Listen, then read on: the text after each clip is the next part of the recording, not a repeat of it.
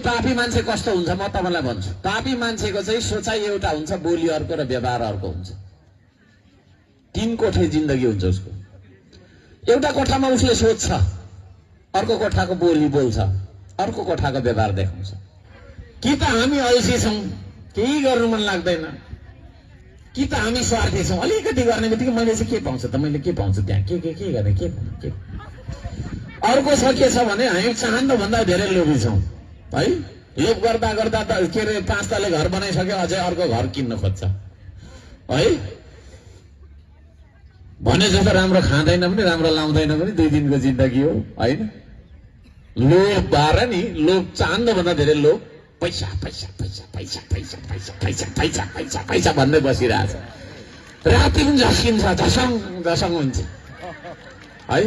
अर्को चाहिँ छ फेरि हामी पापी छौं। कसैले राम्रो काम गर्नु खोज्यो भने तँलाई है। फेरि यहाँ मेरो छेउमा चाहिँ राम्रै क्या, अब साह्रै राम्रो, त्यहाँ गएपछि चाहिँ खत्तम हो नि लास्ट है।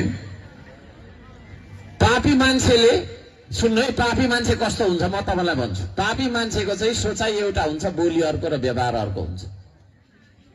तीन कोठे जिन्दगी हुन्छ उसको। एउटा कोठामा उसले सोच्छ, अर्को कोठाको बोली बोल्छ, अर्को कोठाको व्यवहार देखाउँछ है। ऊ आफैले ढाँटिराखेको हुन्छ, भित्र जलिराखेको हुन्छ। ईर्ष्या गर्छ उसले, छिमेकीको डाहा गर्छ, अनि पाप चिताउँछ है।